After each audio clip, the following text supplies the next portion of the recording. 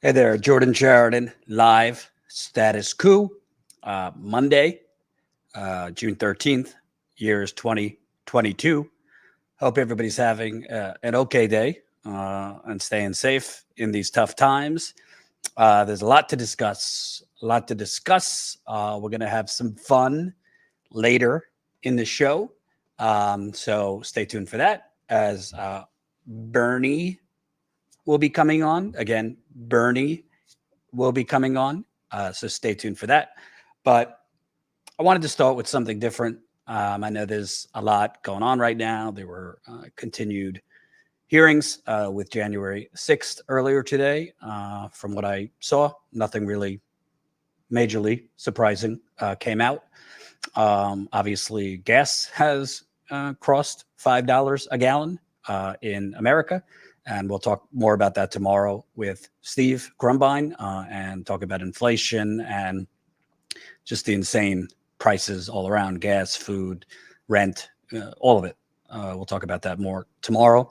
Also, we covered earlier today the Amazon labor union workers, the workers who historically won the first Amazon union victory. We covered that live earlier today in Phoenix as there was a hearing because, of course, Amazon is trying to overturn the election results in of ALU, citing quote unquote fraud. Sound familiar to a former president? So we were live showing you the rally in Phoenix. It was 104 degrees. But definitely check that out if you didn't see our coverage earlier today. And we will also have some interviews that we did from there airing, I believe, tomorrow on Breaking Points as part of our partnership with Breaking Points.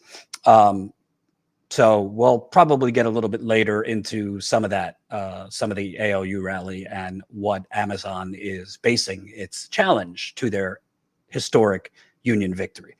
But I want to start with something different because, I've actually, believe it or not, I've actually been criticized in recent years for covering the Flint water crisis too much. Some folks, some activists have complained to me that, how many stories on Flint? What about our community? How many times you're going to go to Flint? Why don't you come here? Which to a certain degree, I guess I understood, your home is where your heart is. And if you're an activist or anybody else, you're going to obviously want attention on, whatever issues are going on in your community. I guess my best answer to those people who I don't think, it's not that they wanted the people of Flint to suffer, but, obviously wanted attention on their issue. My best answer was, I'm only one person. I can't go everywhere. We have no corporate funding. So, every trip we take, I have to be, relatively frugal because we can't go everywhere. And most importantly, as a human, forget as a journalist, I feel a responsibility. Not that I can fix Flint or not that I'm such a wonderful person or such a skilled journalist that I could fix the unfixable. I mean, you can't fix people being poisoned. That's permanent damage to most of these people. But I guess to a certain degree, when you sit, I've been there almost 20 times. I plan on going back in the next couple weeks. So it'll be my next trip will be 19 times. But I guess to a certain degree, when you get to know people year after year and you repeated visits and you not only interview them, but you have, meals with them and you're at their homes, when you sit on front porches and talk to children who can no longer cite the alphabet or can't count to 10 anymore. I remember a couple years ago, I had interviewed a woman who was in her 30s. And a couple hours later, I realized I had left my laptop in her home. So I contacted her and went back. It was late. It was like 9 o'clock at night. And she opened the door for me. And I mean, her face was red. And she was having heart palpitations. And I said, do you need me to take you to the hospital? And in her 30s, and told me, no, this happens every night. heart problems, never was sick, never had health issues before the water, or people I've sat with that have Parkinson's after the water switch, people I've sat with that are now 40, for forces of nature, some of the most badass activists at every protest, talking to the media, leading the charge against the government officials that poisoned them and were trying to cover it up. Now sick as a dog with cancer, young age. I could go down the list. I've been there so many times, and I hope there's some discussions behind the scenes right now, possibly about me writing a book or doing an updated documentary. But I guess I feel to a certain degree responsibility, not to fix it, but at least to keep it in the news and make sure people know it's not fixed, and make sure people know it's still a crisis and still, crisis. I think the word crisis, people become numb to it. You just hear Flint water crisis, and the word, there's no real feeling because the media doesn't cover it anymore. But when I say crisis, I mean urgent situation, a slow moving funeral procession, people dying.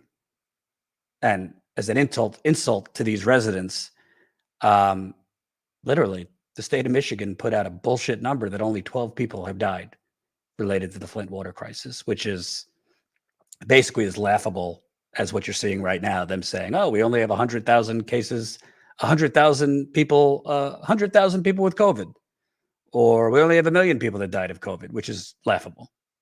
Both are a lot more. But I found out today that a resident that I knew, that I interviewed a couple times, that I had talked to, that she died within the last couple days. So I went back to look at my last time interviewing her. And I realized in interviewing her, I realized when I looked at the interview, because it was from July of last year, so not even a year ago, I realized that there was probably 10 or 15 residents that showed up the park, and we kind of went around and interviewed as many as we could. I realized that 3 of the people I interviewed less than a year ago, died within the last year. And it just hit me. I mean, this is a slow moving funeral that nobody's showing up to. The media is not showing up to it. Media is actually covering it up. I got to fight and claw just to get outlets to publish some of my Flint investigative work. And I'm currently working on another investigative piece. And then when I publish it, it's almost like a little concerted cover up where none of the media will pick up story after story that I've broken. And meanwhile, well, I'll get to that later. But meanwhile, I have reason to believe that the misdemeanor charges that were filed against former Republican Governor Rick Snyder, filed by a Democratic Attorney General, Dana Nessel, I have reason to think that they're going to be dismissed soon. But I want to show you some of these clips so it will really hit you. And please smash the like button. Please share this live stream. I'm not my regular exuberant self because I'm fairly pissed off and upset.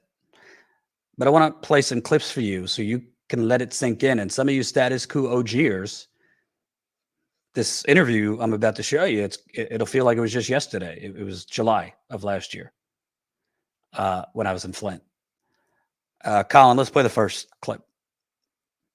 7 years later, you have people that don't live in Flint who just recite to us, oh, no, the water's fixed there. Oh, things are better. The data shows that things are better. They don't live here. They certainly don't come. I don't live here, but I've talked to enough residents. I've seen in people's homes, not 6 years ago, a year ago, discolored water, smelly water. So you guys live here. Is the water just fine and dandy? See, my arms are still breaking out. Tell them about your brown water. Yeah, the brown water coming out of there. In your bathroom. And in the bathroom, and they had to unplug it, and it was just disgusting. And you, on your arm, you were showing. Yeah, my arms break out all the time. From the water. My skin's gonna just peel. I mean, it takes everything I've got to keep my skin on my bones from taking a shower and that shit. And you're not talking about like residual scars from 6 years ago. You're talking about stuff you're getting now. This is in the last 24 hours. My hair is falling out all over again, just like in 14. I mean, I've got, 3 freaking gallons of hair? My clothes are growing and I'm not? Your clothes are getting holes in them again. Yeah, and holes ate right through them. I mean, the pipe last spring that Wayne County replaced, a little piece of it, that nobody was even using it. It started leaking. When he took it out of there, you can't see through it at all. It's that corroded over. I've got one of the other pipes plugged up that ate a hole right through the smokestack. None of them pipes have been replaced except for 2011. And guess what? They have to be fucking replaced again. You ruined them. And also, I hate to say it, I mean, look how much weight you've lost. Your health problems. And can't gain it back. And constantly going to the doctor, doing the same thing. Okay, let's look down your throat.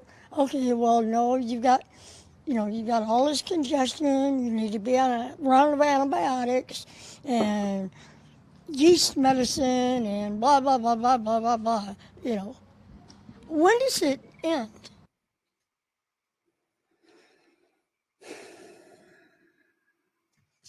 She just died. Virginia Murphy. She just died. 69 years old.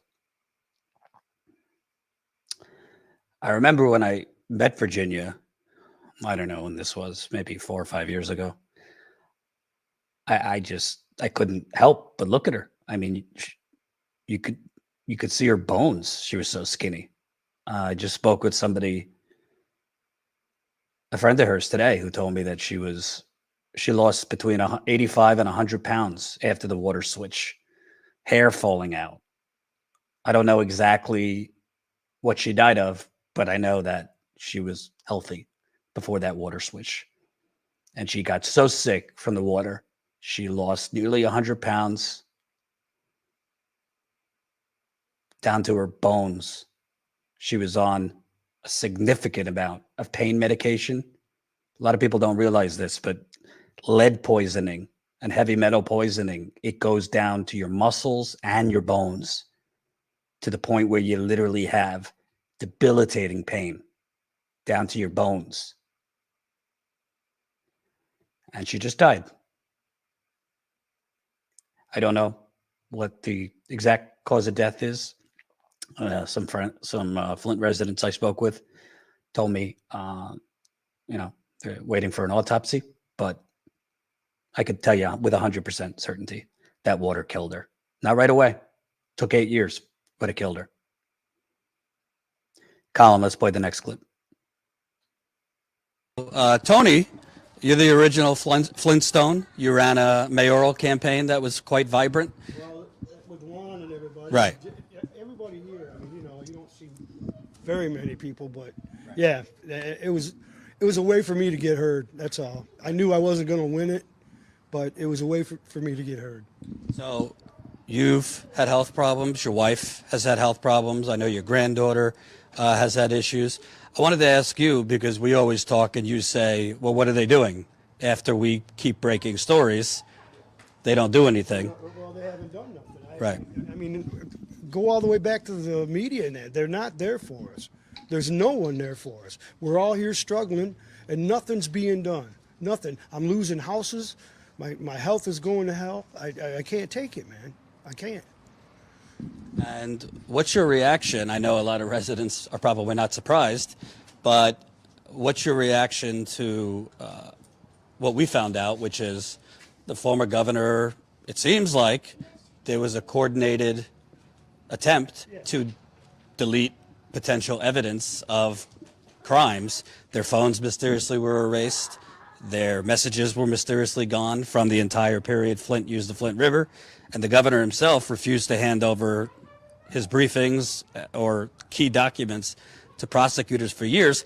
I don't know. It's kind of, to me, it's a pretty big bombshell, but apparently It's really no news to us. Wouldn't you think that they'd get rid of it anyways? But here's the deal. Who else knew that? Kildee? Stabenow? Everybody else knew it? Come on, man. Who else knew it? I knew it. You knew it. We've been investigating and nothing's come from it. Nothing. I mean, what do you expect? They're going to hide evidence and now the media's not getting involved? Why isn't the media involved? Jesus Christ, we're dying here, man. We're dying. Tony died in January. Tony Palladino, literally, when you say the word Flint, I think of Tony Palladino. Tony Palladino was basically the original Flintstone. If you were in Flint, any protest, Tony was on the front lines with a megaphone. Tony, that water, took his already, 9 out of 10 temper to a 14 out of 10 because heavy metal poisoning affects your mood and makes people volatile. Tony, I've sat in his home with his wife many, many times. Him saying, what can we do? What can we do? How do we fight back? The media's in on it. They won't cover it. They won't tell the truth. What can we do? My granddaughter's losing her hair still in the shower. This was a year ago. He just died in January. COVID. I don't know what caused what. A lot of people have died from COVID. But I can tell you what, the people of Flint, all ages, not just old people, extremely immunocompromised. And Tony had spots on his liver and other health problems related to the water. So does his wife. You talk to anyone, not anyone, but you talk to most of the most hardcore Flint activists.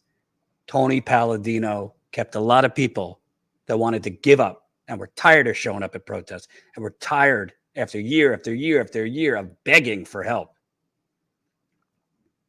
He kept a lot of people in the fight longer because he was a force. He died at 60.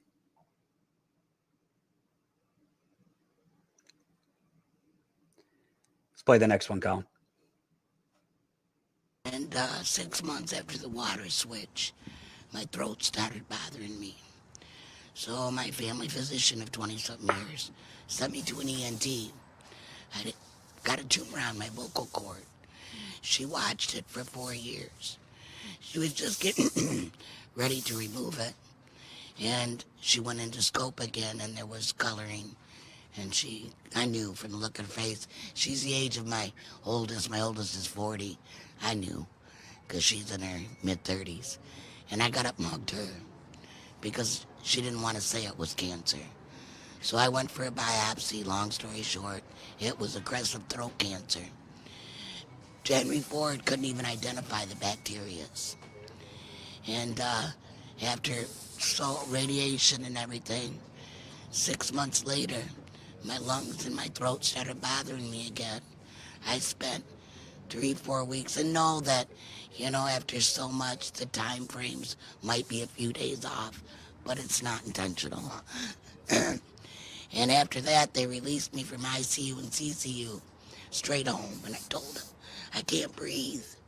Well, within 24 hours, I was being rushed by an ambulance to early and complete respiratory failure. They told me if I didn't allow them to do this, I'd be dead by morning. Then I got trach too high, and it will never heal now. And if scar tissue forms, then I have to be retrached. And I've been no energy. I literally have lived in my bedroom. I've lived in my home for a long time, but there's 14 stairs to the upstairs bathroom, 14 down. And someone didn't want to show this was me before the water. This was 3 years ago. Now look. Look at my face, the swelling. I'm talking good today, but that's the grace of God. I've lost everything. Now my property value that I've 42 years, I was emancipated at 14. Put myself through college. I didn't have no help, no privilege. I was beaten by my parents and thrown to the streets. And I fought for emancipation and raised my children with God. But where did it get me in the city of Flint? I might as well be dead. I have 13 grandkids from 2 to 20. I can't do anything with them. My life is over. I can't even enjoy my beautiful home because I can't do the 14 steps to use the bathroom unless I'll be 60 September 1st. I'd like to urinate in a potty chair because of the bacteria I was exposed to. And then again, when they did my throat and they had to go in and scrape it and everything at Hurley, they wouldn't release my medical records even to me. And when they finally did a year later to my physician, the cover page said, do not release the client unless you contact this number first, which is a legal firm. Oh yeah, for medical malpractice. So, and they told me they could never identify the bacteria, even Henry Ford. They ended up calling it a yeast infection. They got me trached, got my throat scraped, and put me in this position. No teeth, and it hurts to eat. And then, of course, I can't get my teeth repaired because the first of the year they start helping people with Medicare and Medicaid, which I'm Medicare because I'm permanently disabled now, with a college education in management and marketing. My minor was in accounting, 4.0. And no one paid for that but me. My GSLs got paid off at 42 years old. My home, I own it. But I just got my assessment all the way across the top. It was pure zeros. I called him and said, what's the problem here? Oh, well, we made a mistake. Okay, because they just put $55,000 in double-hung windows. My home is immaculate. And they're trying to say it's only worth $25,000. I ask you, because, I mean, you're saying you'd be better off dead, basically. I lost my mother and sister. My mother died in my home September 22nd. And it was from hypertension, which is one of the things that's included in the suit. What does it say to you? There's people like you that your life has been devastated, and the governor of the state basically has been charged with the equivalent of a parking ticket, $1,000 fine if convicted, a year in jail, which likely he would never spend that full year in jail. And this is what they're calling justice for the people of Flint. Because I had a 4.0 in Constitution, and everything that's happened here is against our U.S. Constitution. The people, we the people, no, it's we the people that run the city that have screwed over all the taxpayers, and it's from federal, state, and local. That's why we have 3 sets of government. Because when a city screws up, the state steps in. If the state ain't doing their job, the federal comes in. Where the heck are they? Because we all know what the EPA found in the water before they ever switched it. Our lives didn't matter at all, and they still don't. And it's sad. I was active with the Democratic Party for 23 years.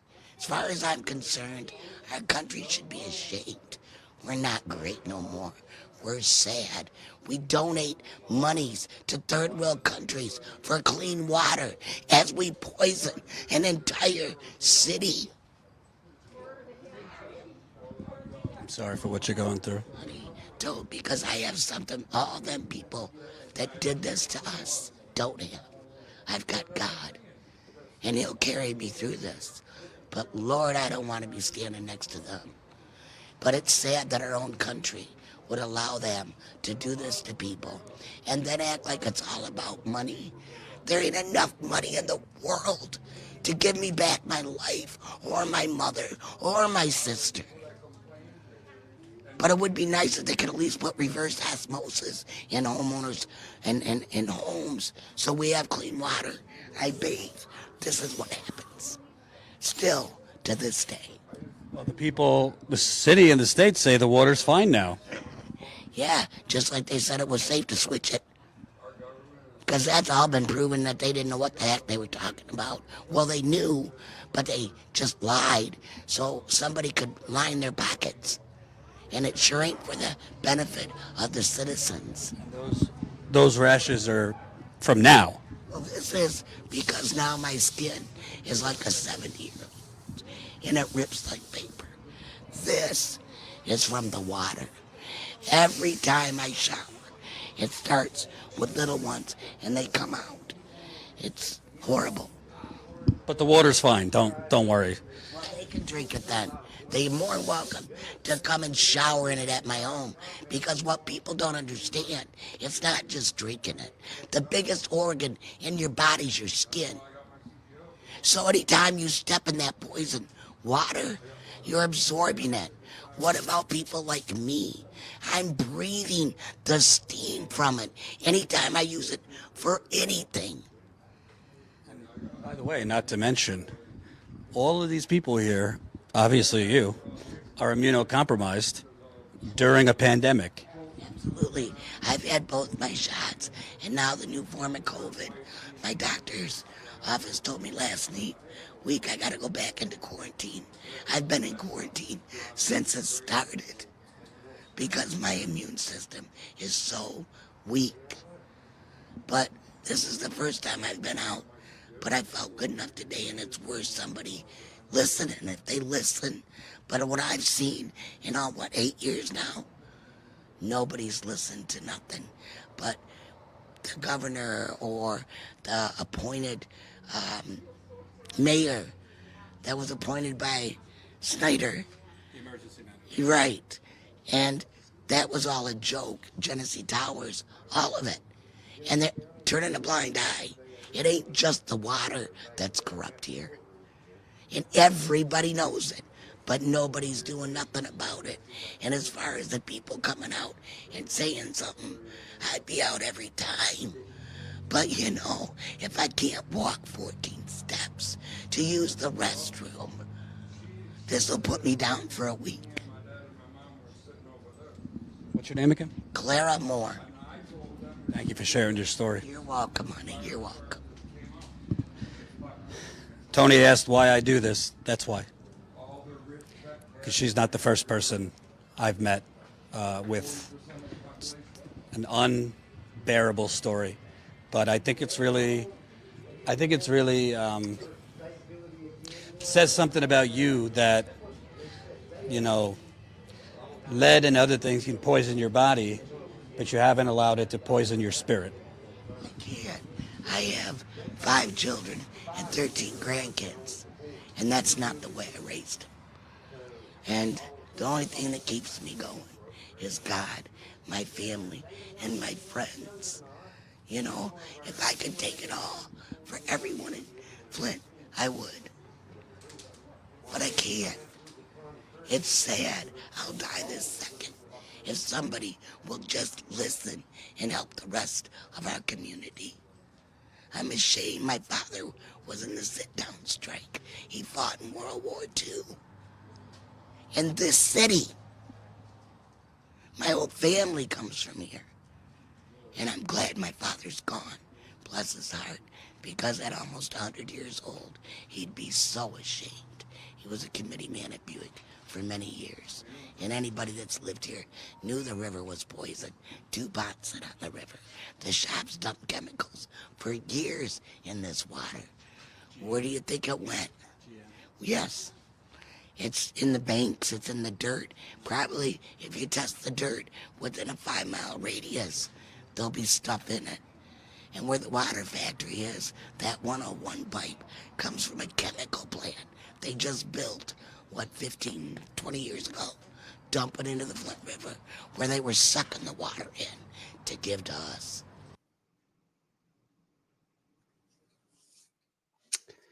She died at the end of last year, a couple months after that interview.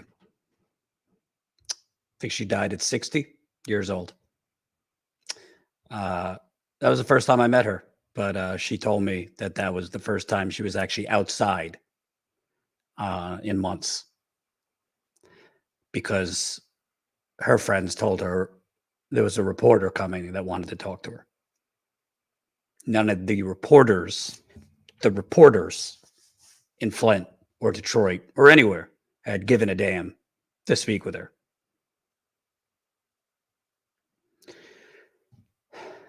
One last clip. Imagine for a second if President Trump's press secretary or officials in the CDC federally, or any officials close to Trump, if right before coronavirus became a national thing, their phones suddenly had no messages on them, or their phones were erased so you couldn't see who knew what when. Do you think that? Do you think the media would cover that?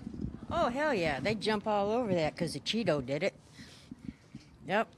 But they just want to keep brushing Flint under the rug. And you yourself have had health problems. You developed Parkinson's after the water switch. I wanted to ask you, I know it's kind of, to residents, not shocking that the former governor and his team, from what it looks like, just destroyed evidence. But what does it say that, I mean, our reporting is not being disputed. They're not challenging us. What does it say that this apparently happened, but the current Attorney General, a Democrat, by the way, Dana Nessel, we don't even know what evidence they presented to a judge because it was part of a secret grand jury. They charged the governor with a misdemeanor despite all of this evidence of his administration coordinating to cover up what happened to all of you. What does it say to you that it doesn't seem like they are, and the original investigation, from what we learned, was trying to charge Governor Snyder with involuntary manslaughter. So what does it say to you that we've broken the story, if it quacks like a cover-up, and apparently if he was convicted, he'd only face a year in prison?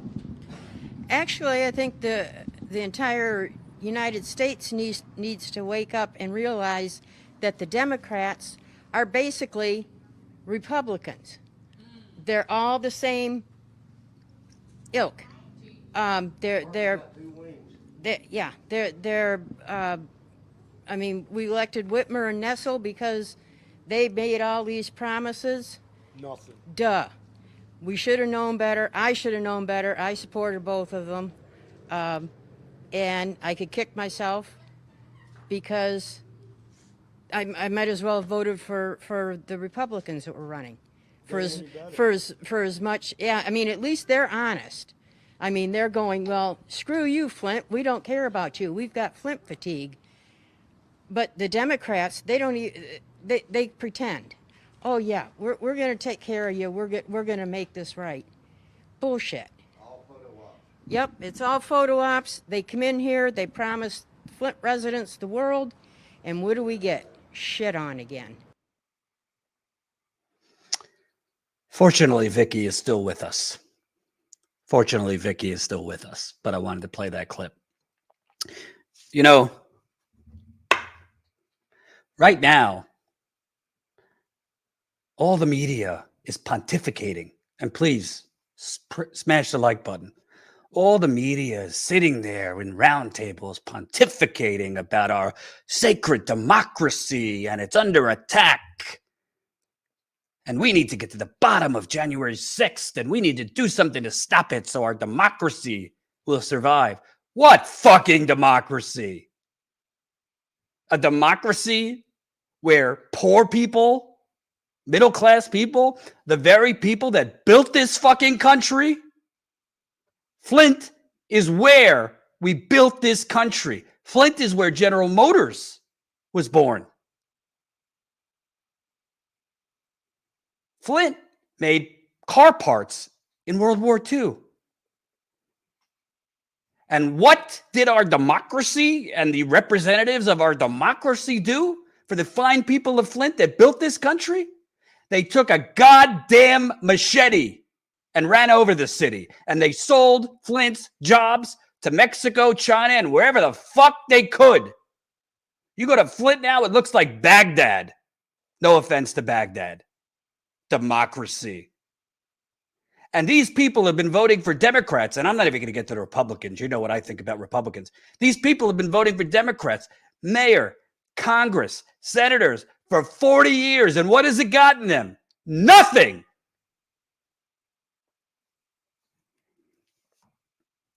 Democracy. 20 million. I'm not saying what happened on January 6th is nothing, or it's not important, or we shouldn't care, or we shouldn't know what happened. 20 million people watched last week the hearings of January 6th, the primetime hearings at 8 o'clock. How many people do you think fucking know about this still? How many? Maybe 20,000 if we're lucky. How many people know that people are dying like goddamn sheep in a row? Not from old age. You're talking about 60-year-olds. How many people know that when I went to Flint, by the way, to the people who like to say, oh, Jordan, you're not angry enough. You're not angry enough at the squad, and you're not angry enough. And you tell us to vote. I don't tell you who to vote for, and don't fucking lecture me on how angry I am. Maybe I'm very angry, but if I let it consume me every day, I would go too early. Trust me, I got plenty of anger. But how many people have to die in Flint? And how many people need to live in a slow-moving funeral process until they get universal health care in Flint? Huh? How many people? They don't have Medicare for all. Half the people I talk to basically are trying to avoid bankruptcy because they have to pay out of their own pocket for environmental doctors. You want to know why? Because heavy metal poisoning and bacteria poisoning, a regular internist is not going to deal with that. You need specialists. How many people need to slowly die and they are not counted in? It's the same exact thing going on with COVID, where hospitals are redefining the definition of a COVID patient, meaning if you go in there and you have COVID, you might not count as a COVID patient, and therefore you're not going to count as a COVID death. The state of Michigan has put out the laughable number that 12 people died from this. I was in Flint, 2018. Every block we went to knock on doors, we were working on the story. We knocked on nearly 400 doors. And trust me, I didn't make a lot of money off of it. To people say, oh, you're doing poverty porn or poison porn, or you're, just using these people for your own adage. I've lost money covering this story. And that's fine. I'm not doing this for money. I can't even tell you how many blocks I went. And we knocked on doors. And somebody wouldn't answer in this house, and the house next door, 2 houses over, somebody answered, and I said, hey, do you know when those folks over there are coming home? Or, oh, they died recently. Not a 90-year-old, a 40-year-old, a 50-year-old. You think it's just normal that people in their 30s, 40s, 50s are just dying left and right in the city of Flint? Not from COVID. From heavy metal poisoning, bacteria contamination, which fucks up your nervous system, your parasympathetic system, your lymph system. I know people that have Parkinson's now. I know people that have epilepsy. I know people that have cancers, no family history. I know people that have bone disease, liver failure, kidney failure. Name it, they have it there. Meanwhile, that was in August. We're not even talking a year ago. 2 people I interviewed are showing you fresh rashes they have from showering. Those 2 are dead. 3, actually.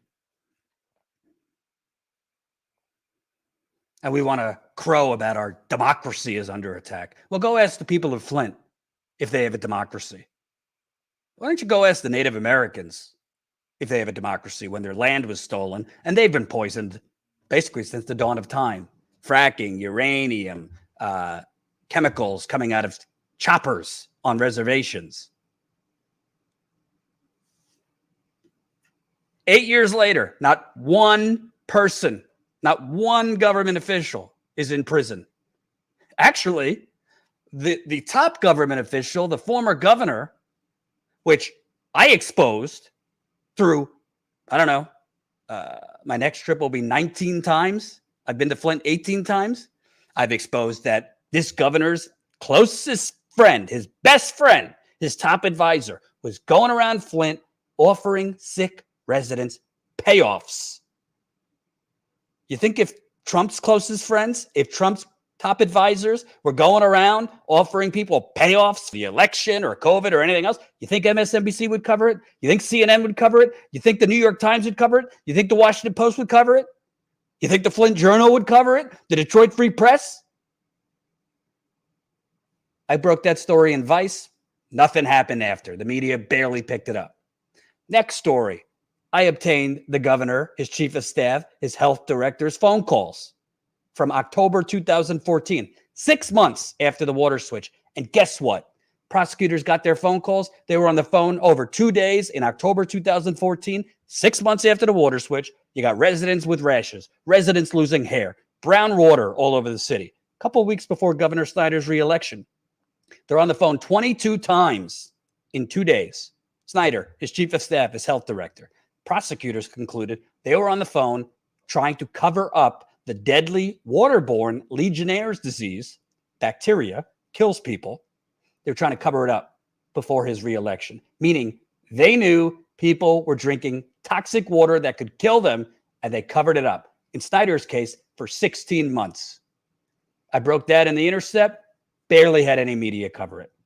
A couple months later, they destroyed evidence. They erased their phones. They erased text messages right before the launch of the criminal investigation. You think if CNN and MSNBC and all the guardians of our democracy found that Trump's chief of staff or health people from the CDC or the EPA or anybody, you think if they found that Trump's top advisors or even Biden's top advisors had deleted their phones right before the launch of a criminal investigation, you think that would get some news coverage? Hell, MSNBC would be apoplectic. I could not get news outlets to cover it. Hell, Jen and I were in Flint. She actually made pamphlets, literally pamphlets with the details of the stories. I went to the Flint Journal, Flint's hometown newspaper, which is as corrupt as they come. They were in on the cover up, the Flint Journal. We handed it to the editor who pretended he didn't hear about the story. He knew about the story. They didn't cover it. Literally, the governor and his top officials, not the governor, excuse me, his top officials had erased their phones, had erased their text messages from the entire 18-month period Flint was on the Flint River. I guess we don't need to cover that. When I talked to the Detroit Free Press, when I talked to the Detroit News, they told me, wasn't this stuff already kind of known? Yeah, if it was already known, I wouldn't have to report on it, you fucking idiots. But they gave me that bullshit reason for not covering what I broke, because the truth is they're in on the cover-up. They're all in on the cover-up, whether it's because they work for corporations that own the media, or they want access to the government officials that if they actually report on it, possibly could go to prison. Meanwhile, of course, Snyder was a Republican. You know how many people I spoke with in Flint that were so excited to vote for Gretchen Whitmer, the current governor, Democrat. By the way, she's up for re-election this year if you live in Michigan. You know how many people were excited? Finally, we could get some help. She had promised during the campaign that she was going to reopen the water stations in Flint that Snyder had shut down. Did she reopen them? Of course not. You know how many people were excited when they voted for an attorney general, a Democrat? Because they believed that she was going to go hard for justice. And she was shitting on the previous investigation that my reporting shows. That previous investigation that she fired the whole team. She fired the special prosecutor. She fired the chief investigator, who was a serious dude. He went after the Gambino crime family in New York at one. She fired them all. Why? Under some bullshit reason that they did not get all the evidence. They were building a case against Governor Snyder for involuntary manslaughter against a governor. She fired them all. She charged Snyder with a misdemeanor. And guess what? Colin, if you have the story. Michigan Supreme Court scrutinizes the grand jury process in criminal Flint water cases. Let me just dumb it down for you.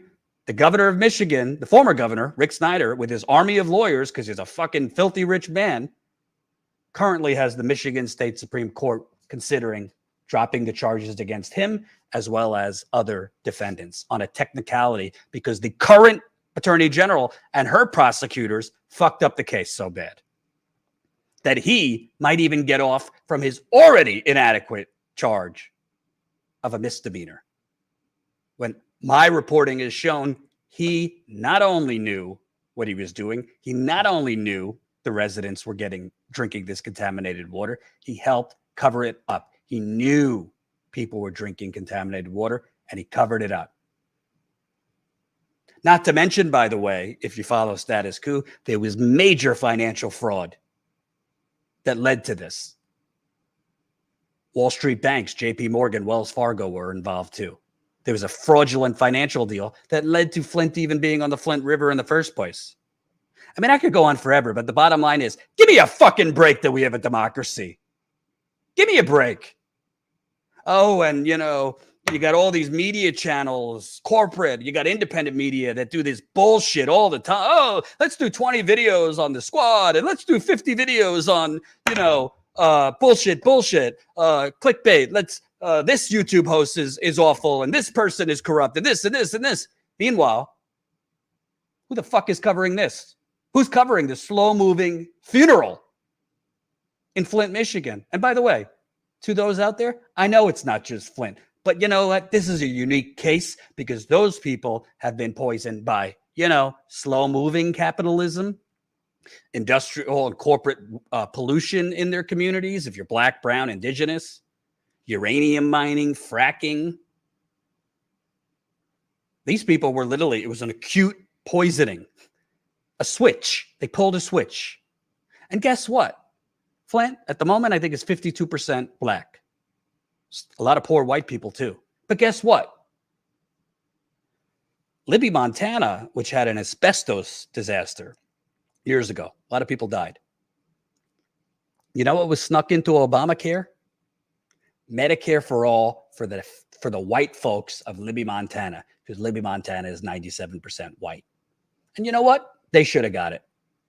But you know what? The people of Flint should get Medicare for all. You know what? They should get more from a settlement than enough money to buy a shitty used car, which is basically what the residents of Flint are getting from this settlement of $600 million when $200 million is going to the lawyers.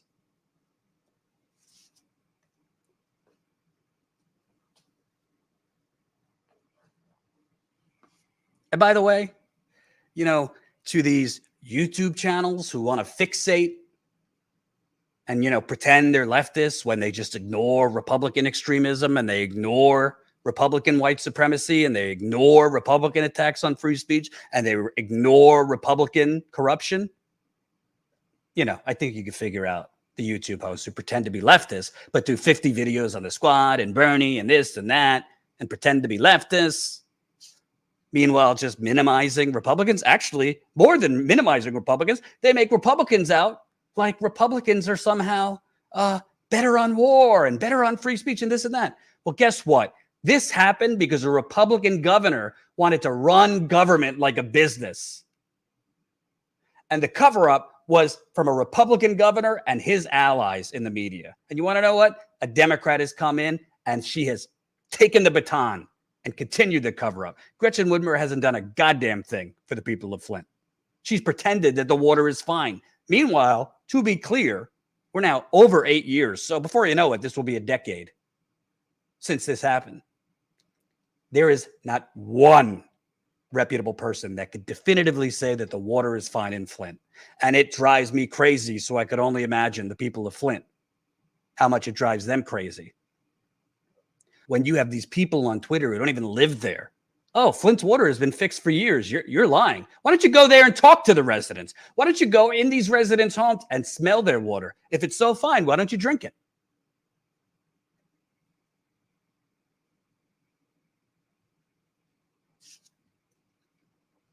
You know what? maybe it's all for nothing. Maybe I'm wasting my time. Maybe this country is beyond repair. Maybe more people are just going to die. But you want to know something? I kind of have this radical concept that if you want to do journalism, right? If you want to hold the powerful accountable, you should probably start with an American city poisoned, then multiple cover-ups of their poisoning, the governor, his administration, during the poisoning, then covering it up when it hit the media headlines, and then add on the media to that cover-up. Because if you all saw the emails I have had over the years and some phone calls with media outlets who have told me, yeah, you know, this is good, but, you know, the resources we'd have to put in and, you know, between editing and our lawyers and this and that, we don't think, I literally had an NBC News editor tell me, we don't really think there'd be a lot of a payoff. What they meant is clicks, people reading it.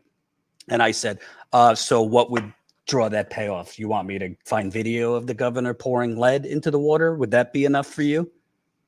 It's not enough for you that I got documents showing that the governor's top officials erased their phones? And one of them actually told me, to tell you the truth, people just don't care. They don't care anymore. And I said, actually, no, you're wrong. People do care. They have no fucking idea this is still going on because people like you that are very privileged to get to choose what is and is not news, hide it from them and help cover it up.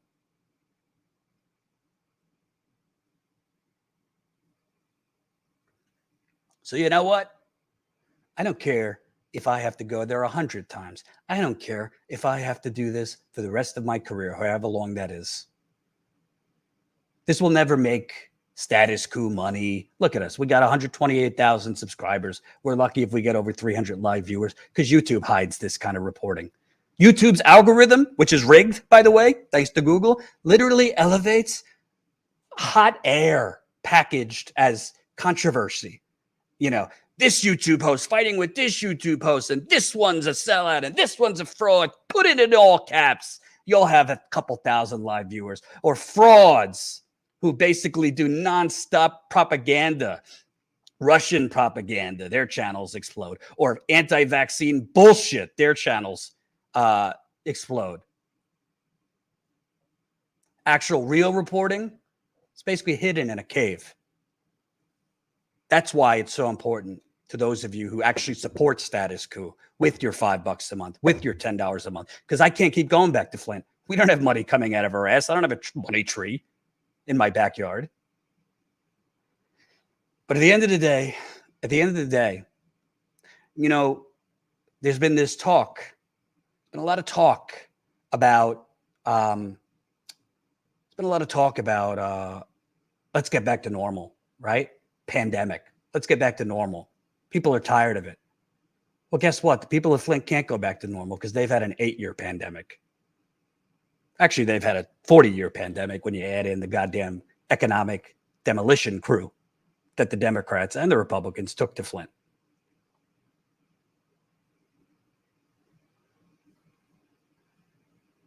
Yeah, wouldn't it be nice if Joe Rogan covered this? Wouldn't it be nice? Because, you know, there's a lot of keyboard warriors who did hashtag Flint water crisis when a comedian at the White House Correspondents' Dinner dropped the mic. Flint doesn't have clean water, and they all for 5 minutes care about Flint. And then when I reach out to them to tell them what's actually going on, crickets. All I'll say is more people are going to die because they don't have the doctors they need. They don't have the health care they need. All I could say is it's a really, really sad thing as a journalist when you say to yourself, oh, you know, I think I want to go back to Flint, do an update. And you think in your brain, wow, that one's dead that I was going to talk to. This one's dead that I wanted to talk to. This one can't get out of bed that I usually talk to. There's very few left to actually speak to. And the ones I haven't spoke to, frankly, are just so tired, not just physically, but mentally. Can you imagine? A lot of you are activists. Could you imagine fighting for clean water, for healthcare, for justice for 8 years while the media in your town tells you you're crazy? It's fixed. And the mayor, who's also corrupt, by the way, the mayor of Flint right now, tells you, no, the water's fine. This is a trust issue. Yeah, the water's so fine that the residents are getting rashes still. The water's so fine that their hair is falling out in the shower still. The water's so fine that it smells. The water's so fine. Tony, who was in that clip, who's dead now, less than a year later, he was telling me his eyes burned when he showered the last time I talked to him.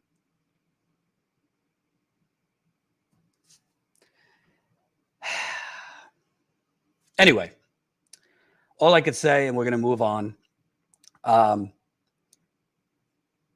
Sometimes I say to myself, it's very hard taking any of it seriously. What I mean by that is taking, so-called leftist hosts seriously who just do not care about this. They don't. It's not going to get them clicks. They don't care. It's very hard taking politicians seriously because they're the ones literally doing nothing. The politicians representing Flint should be the ones screaming, not me.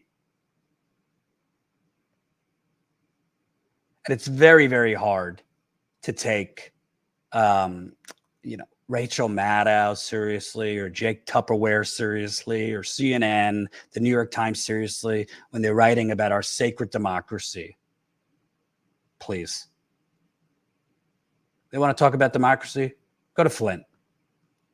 Go meet with some residents that don't have any teeth or have to have tracheotomies, epilepsy, Parkinson's, liver failure, kidney failure. Meanwhile, the governor is about to get off scot-free. Snyder. Nobody's gone to prison. And honestly, if somebody goes to prison, my guess is it would be maybe in the next decade, because all these people have an army of lawyers and will just muck it up in the legal system and delay. So to the people who say, Jordan, you're not angry enough, go fuck yourself. You don't know the first thing about me and my anger. Moving on, joining us, we were going to do a skit. I think we should still do the skit because we do need a little humor in our lives. We'll promote him too. But joining me now is Bernie Sanders. Bernie, sorry you had to listen to all that. I think it would be good to have a little levity right now, Bernie. Bernie, my first question, there's a lot of the bows and arrows are coming out, Bernie. You got the New York Times just did a piece saying basically any Democrat in Congress doesn't want Biden to run. Politico recently did a piece quoting you, warning the Dems, iceberg right ahead. Bernie, honestly, what could be done? And why aren't you doing more, Bernie? I mean, you kind of gingerly go around telling the Democrats iceberg right ahead. Why won't you call Biden out? When are you going to call out your friend Joe Biden, really? Well, George, let me first start by saying it's great to see you again. And you really did a wonderful job explaining what's going on in Flint.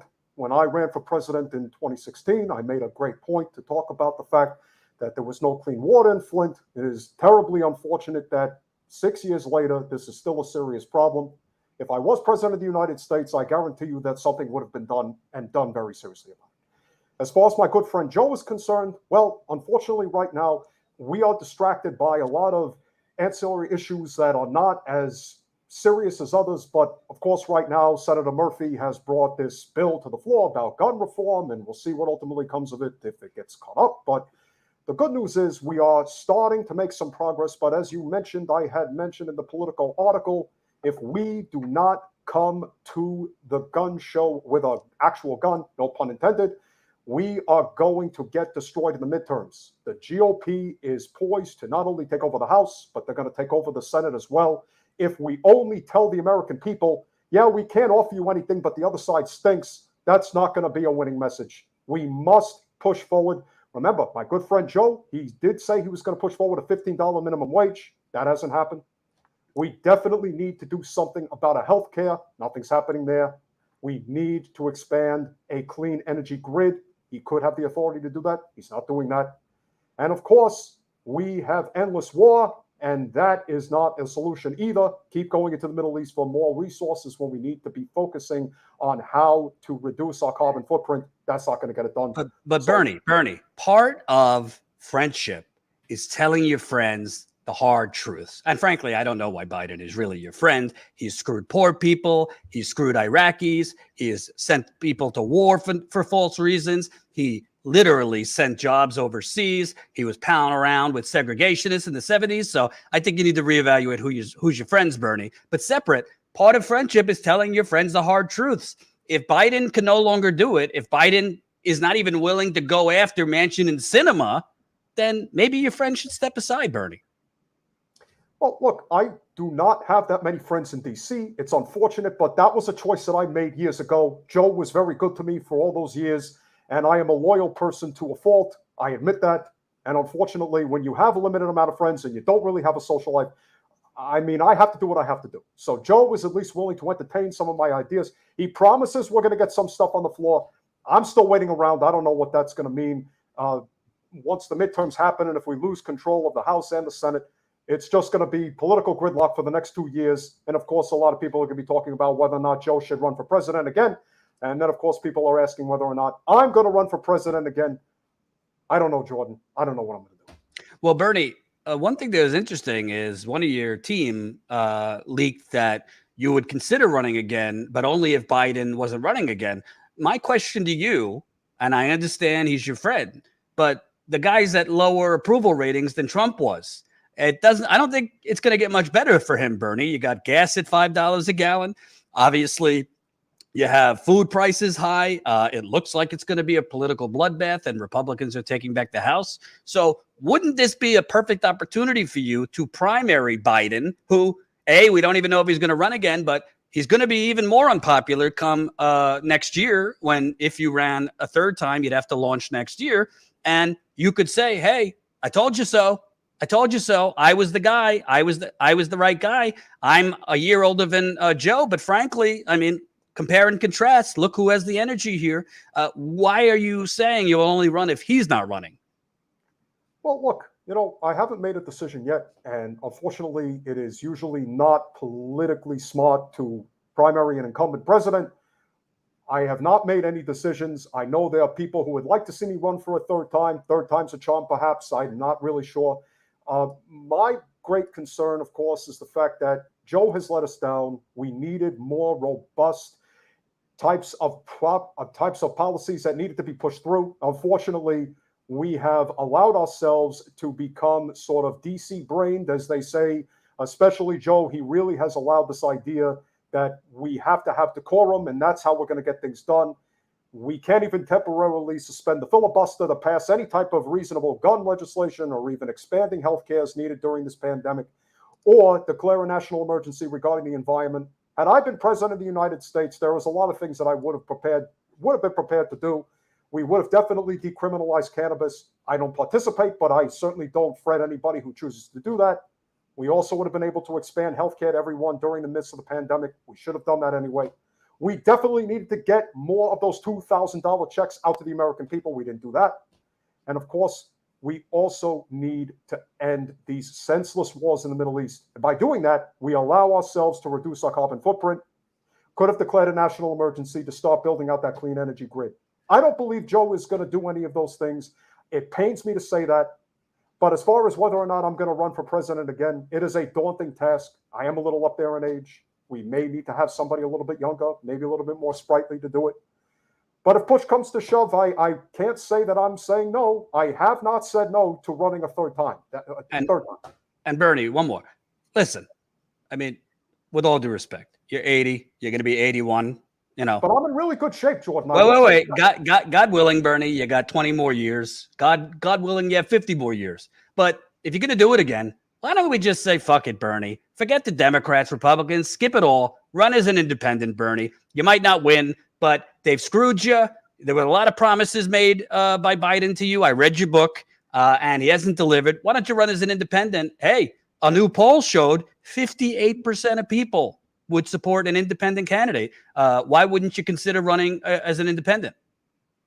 Look, the reality is our current infrastructure for our electoral system is not where it needs to be. The two-party duopoly is what currently dominates our political system. It is nearly impossible in order to win outside of that two-party system. The infrastructure is set up so that the Republicans and Democrats take control of everything. We must have ranked choice voting, open primaries, jungle primaries, all different kinds of primaries that are not just the traditional system that we've had in place for centuries, quite frankly. That does not put me in a good position to run as an independent. Does that mean that I might be able to run as an independent and shock the world? Anything is possible. But we saw what happened years ago with Ross Perot when he decided to run as an independent. He got less than 20% of the vote and did not win any states. So we have to think logically and logistically about what the possibilities are if I were to run outside of the two-party system. Do I think if anyone is capable of doing it, that I would be the one to do it? Yes, I would agree with that. And lastly, Bernie, you had a debate today with Lindsey Graham. It was on Fox. Can you tell us in the green room, was there any gossip, any chatter? You know, what were the hors d'oeuvres there for you and Lindsey? Tell us the gossip. Well, look, all I can tell you is that Lindsey is really, really friendly, maybe a little too friendly. I think he really misses his old friend, John McCain. And I guess because, you know, Senator McCain and I, the late Senator McCain, we did work on a very important bill to help the VA. So I guess he feels a little compelled, thinks he sees Mr. McCain's spirit in me or something. I'm not really sure. But all I can tell you is it's good to at least be able to have a conversation with Senator Graham if he is going to be at least somewhat agreeable to some of the reforms we're looking to pass. That would be great. But unfortunately, where things stand today, the Democrats and Republicans have made it very clear that they are taking full advantage of the divide in this country right now and are determined not to get anything done. That pains me to no end. We need to end this gridlock. We need to end this divide amongst our citizenry. It is only getting worse. Lord knows, I don't want to be alive to see another civil war. I already saw one once in my lifetime. That was enough. Thank you, Senator Sanders. Appreciate you taking the time. We'll do it in person. And now let's see what's going on behind the mask. Hey, guys. Oh, man. That was fantastic. Peter Hager doing Bernie Sanders. He also does a really, really good Bill Clinton. Also does a pretty good Donald Trump. And we're working on Nancy Pelosi. We'll see if we can get that by winter. If I settle down and just take a drink, it'll be fine. But Peter, I want the audience to know. Before you continue, I just want to say, if you don't get enough credit for what you do, just know that Jen and I are extremely proud of everything that you do. Flint is one of the most tragic stories in our nation's history. It will be written as such, and it should be.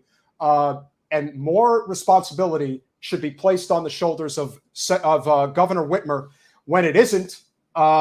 She is allowed to get away with murder, literally.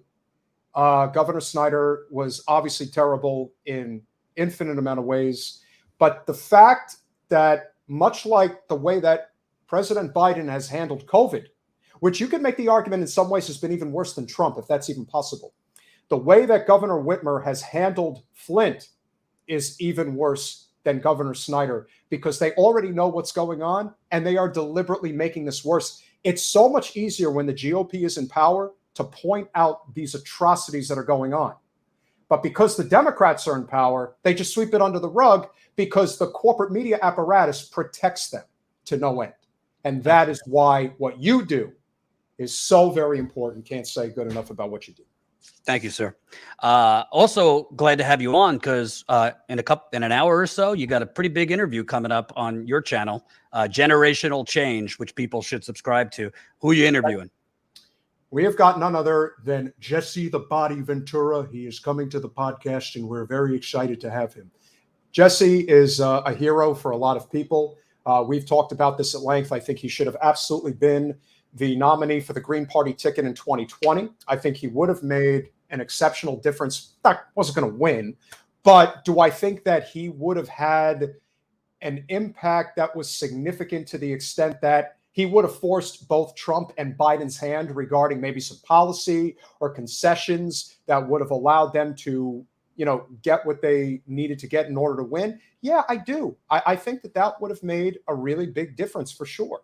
And it, depending on what his plans are now, he did go on the Vanguard last week, and it was pretty clear that, he isn't opposed to running. And of course, he isn't going to run within the two-party system. So if anybody's going to do it, and I think it's safe to say that Bernie, if he is going to run again, he's not going to do what would need to be done. I think the only way people would really latch on to the idea of a third Bernie run is if he was going to do it as an independent. If he did it as an independent, I do think people would be up for Bernie Part 3. But if he chooses to run in the Democratic Party again, knowing how he caved in 2016, didn't cave as much in 2016, but he really caved in 2020, I don't think people would be up for it again. I think that if he's going to do it, he's got to do it outside the two-party system. Well, when you're talking about Ventura and Trump to a certain degree, I don't think it matters as much if they're running as a Democrat or independent. I think why people would gravitate to someone like Ventura or Bernie again if he runs, if they actually go scorched earth, if they actually just to hell with it, I'm calling them all corrupt. Bernie would not do that as a Democrat. I don't know if he would do that running as an independent. He believes running on the issues and running a positive campaign, when the reality is that's not the mood of a lot of people. That's not the mood. And people want you to call them corrupt on the national level. People want you to call it out. And that's what I think is refreshing about Ventura. I don't agree with him on all issues, but he's got none of that. There is no line for him. He will call the Democrats corrupt. He will spell out why they're corrupt. Obviously the Republicans. So to me, he would run as an independent, obviously, but I think that's where Bernie is lacking. He's done a lot. We should not just shit on him. I think it's absurd when people like Jimmy and these other assholes call, oh, he's a fraud, he's a coward. Please. Most of these people have a YouTube channel because of the Bernie movement. They didn't mind riding Bernie's coattails. Bernie is not a fraud. He's a great person who has fought for 50 years for real change. But as a personality, he did not want to go for the jugular against Hillary Clinton, against Biden. And I think particularly against Biden, he could have went for the jugular and it might have made a difference. Now with Ventura, are you expecting anything different in this interview? Because I know in a previous interview, he hasn't completely ruled out running. He just said activists would have to do the work of actually getting on the ballot, et cetera. Well, I think he is serious, and I don't think he would have floated that idea if he wasn't willing to do it. The big difference between Bernie and Ventura is Jesse would go for the throat, and that is what you need. And Jesse isn't coming from this from a non-electoral perspective. The guy was a mayor. He was the governor of Minnesota, and both times he did it as an independent. So he's got the chops and the credentials to actually go forward with this if he really wanted it. And if there ever is going to be an opportunity for somebody to really, I don't want to say, I mean, look, could he break the system? Yeah, it's possible, but to at least shake it up to the point where the parties actually have to get their act together, yeah, I would think he's the one who is capable of doing it. And I noticed in the chat, there was also mention of Katie Porter as well as Marianne Williamson. I mean, look, right now, I do think that whoever is going to do this, whether it is through a primary or as an independent, it's going to have to be a political outsider. It cannot be an elected official in D.C. I think that we've gotten to that point now where you have to know that there are no friends anymore. The only friends you have are the American people who are desperate and are dying and need something else. I mean, I'm a Democrat. I'm here in South Florida. If Jen chooses to run for Congress again against Debbie Wasserman Schultz, it will be as a Democrat. But every situation is different in all different parts of the country. Florida is very unique because we have closed primaries. In plenty of these states, there are open primaries. You could run as whatever the hell you want. You could run as an independent. You could run in the Constitution Party, the Green Party, whatever. At least the party that's legitimate. No pun intended. But for those that are legitimate and would be able to get on the ballot, or again, as I said, no party affiliation, people are desperate for something else. And it's one thing if a candidate steps up and says, I'm running outside the two-party system.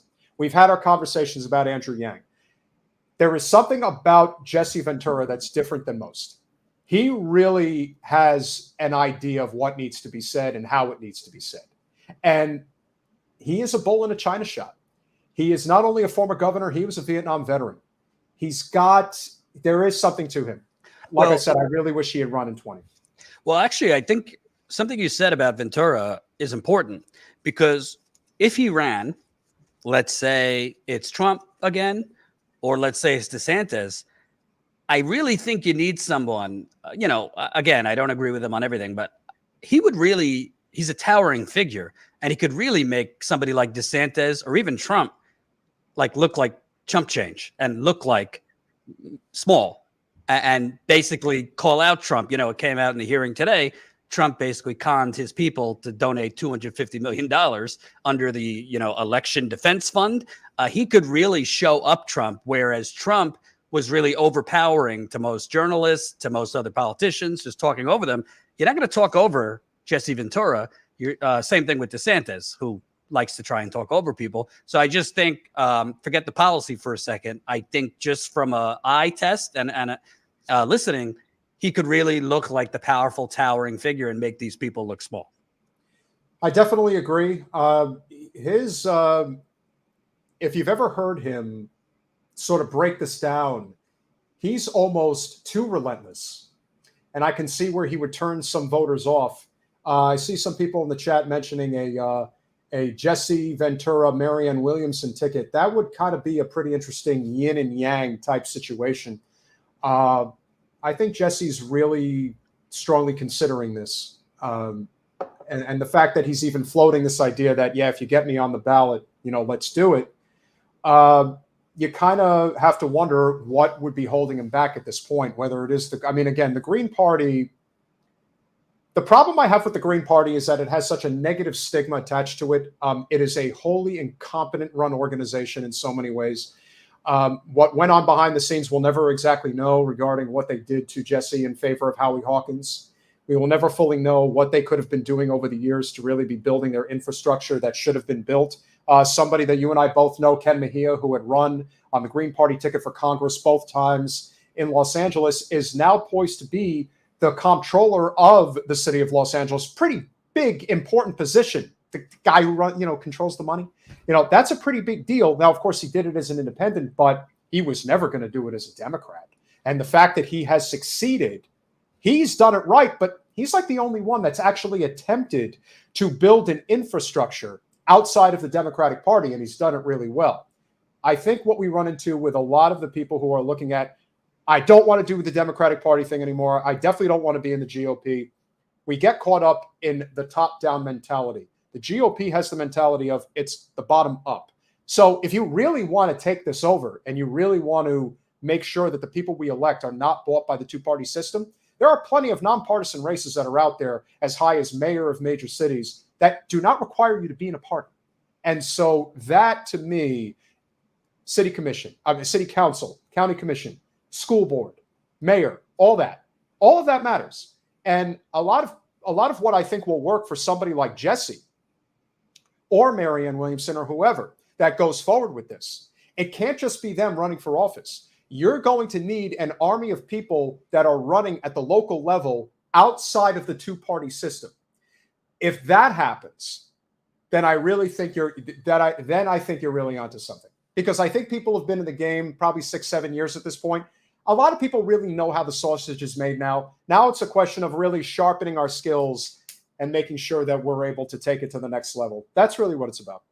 Absolutely. Tell people to where and when you're interviewing Governor Ventura. It will be tonight at 7 p.m. on Generational Change. That's on YouTube. Oh, shit. 45 minutes. People need to get ready. Yeah. No, we're going to do it right here in this studio, and it's going to be a lot of fun. We're also interviewing a wonderful candidate at 8 p.m. Yuli Line, I think is how you say her name. I'm pretty sure.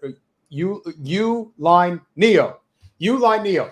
She is the DSA supported candidate who is running. She's the assemblywoman from New York who is running for U.S. Congress in New York's 10th district. This is the district that former Mayor de Blasio is running in. There's also the talk about whether or not Representative Mondaire Jones is now going to switch over to that district. But she is a fantastic progressive, and she will be on at 8 p.m.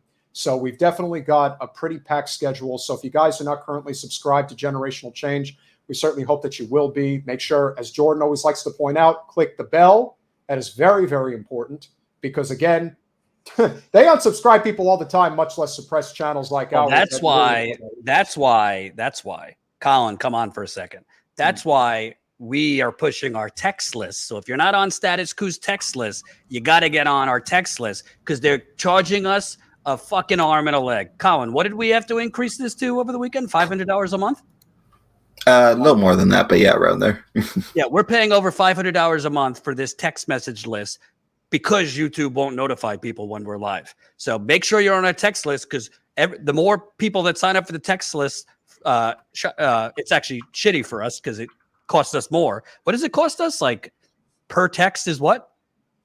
It's not really per text more so, but like yeah, it probably averages to like 5 cents a text, like per person and all that. Yeah. So if we send out, we got 1,200 people on the text list. So every text that goes out is probably a good chunk of change, but it's the only way we can make sure all of you know when we're live. So statuscoup.com/text, but make sure you subscribe right now. We just put Peter's channel's link in the description.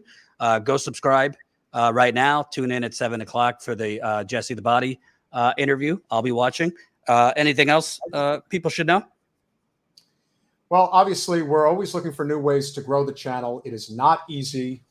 We know that the suppression is a real thing.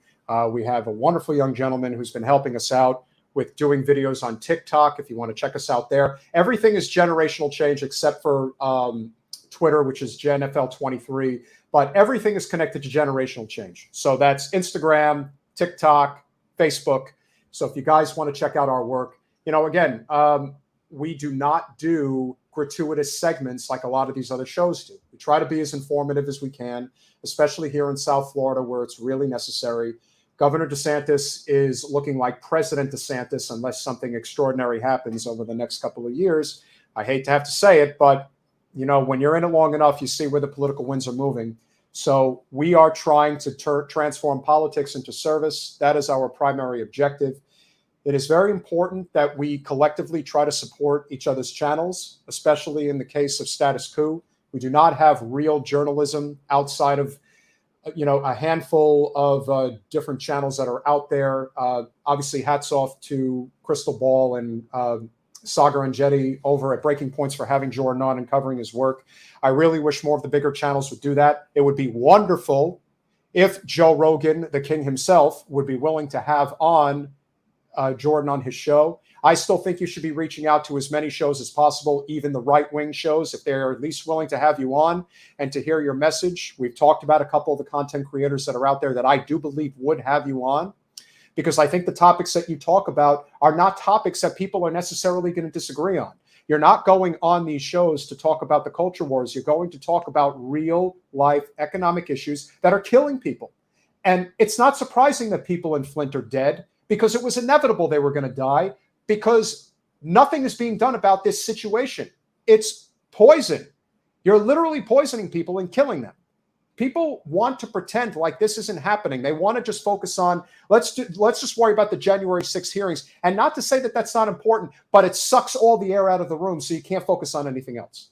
And that's what has to change. Yeah, and by the way, just to say, that's not a good argument. These people saying, oh, inflation, this and that, we shouldn't be holding these hearings. You could do more than one thing at a time. The problem's not holding the hearings. The problem's not trying to get to the bottom of it. The problem is, after these hearings, they're not going to cover Flint. They're not going to cover the real things. They're not going to cover people being evicted. They're not going to cover homelessness exploding. They're actually built to ignore those things, and that's why all of this shit continues happening. So thank you, Peter. And Peter, by the way, is not just interviewing people. He puts his feet where his mouth is. He's gone, knocked on doors for several candidates. He's flown around the country, him and his partner, Jen, to try and help local candidates. And they do not do the whole ad, throw in another YouTube host name in a headline, all caps, and faux controversy. They actually do substantive stuff. So everybody tune in. The link to Generational Change is in the description below us, and they'll have Jesse Ventura on in a half hour. Thank you, my friend. Hope to see you guys there, Jordan. Thanks for everything. We'll be in touch. Thank you. And let me read super chats before I go. By the way, this is my Flint Lives Matter shirt, bringing it out, obviously, as I was covering this. BPW, $5. Thank you for reporting, Jordan. Introduced to you via TYT years ago. And Standing Rock, glad to see you with Breaking Points. Thank you very much. Some of our stuff from the Amazon workers rally today, which if you missed it, that was live a couple hours ago. It's live now on the channel, so you can watch that rally.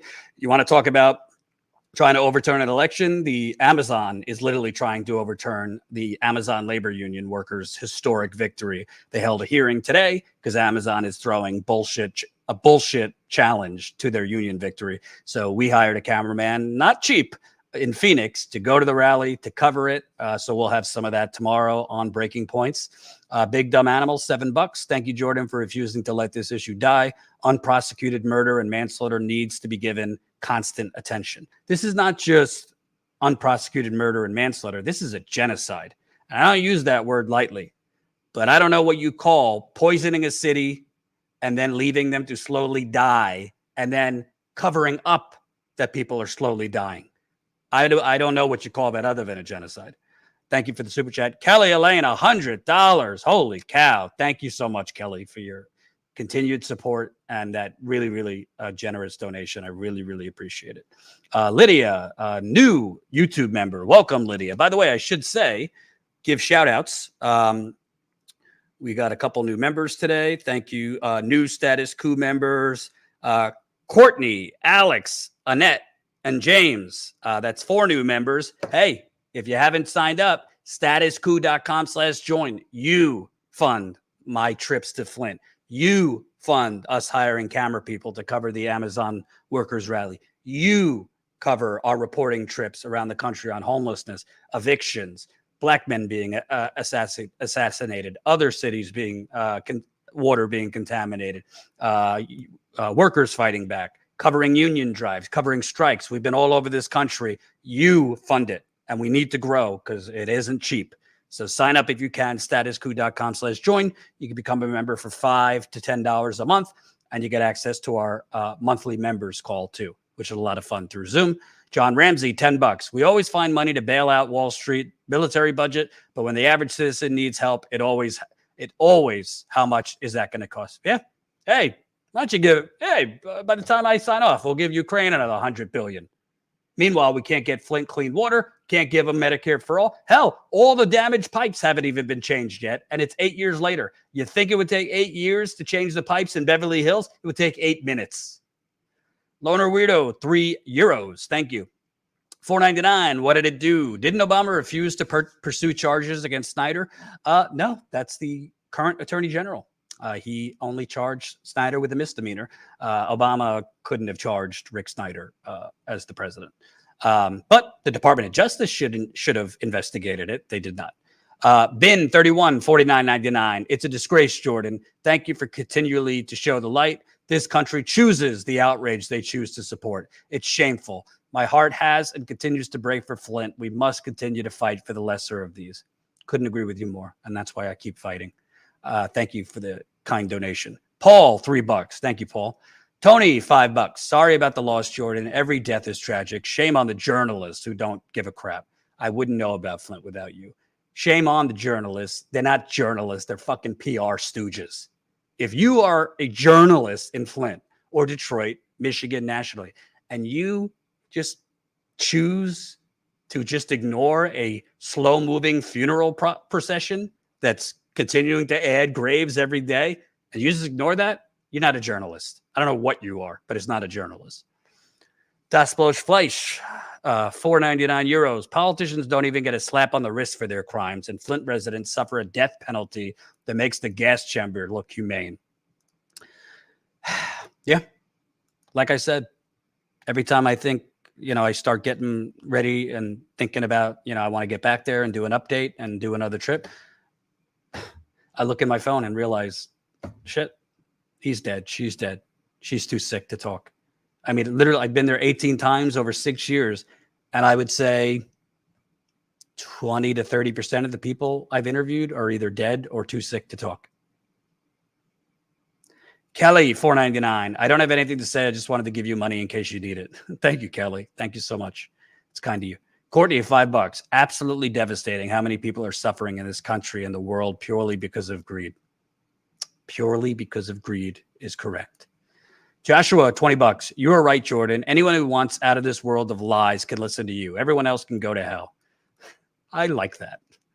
And by the way, to the people who say, again, oh, you're not angry enough, or you're like sheep herding people to the Democratic Party. Vote for whoever the fuck you want. Stop lying that I push people to vote for Democrats. There is no video that exists of me telling people to vote for Democrats or me telling people to vote for anyone. Vote for whoever you want. But don't tell me I'm not angry enough. You don't know the first thing about what I've seen and how angry I am. Venetia, David, £5. Thank you, Venetia. And thank you all very much for watching. Really, really appreciate it. We will have, we'll address the Amazon coverage. We'll cover it tomorrow. Steve Grumbine will be joining tomorrow. I know some people reached out to me a little annoyed with an interview Steve did last week. Steve's got his own show on Status Coup, and he's free to cover whatever he wants. I'm not Steve's mommy. And if you don't like Steve's coverage, then, you know, put a comment. If you don't like his take, maybe he'll read it or don't watch him. But we love having Steve on, and I'm happy for his show. That's 8 o'clock on Thursday nights. Let's get ready to grumble. Thanks, everybody, for tuning in. And please, please, please, if you can, sign up, statuscoup.com/join. Help us fund more investigative reporting and more on-the-ground reporting. You can become a member for as low as $5 to $10 a month. Have a good day. Have a good night.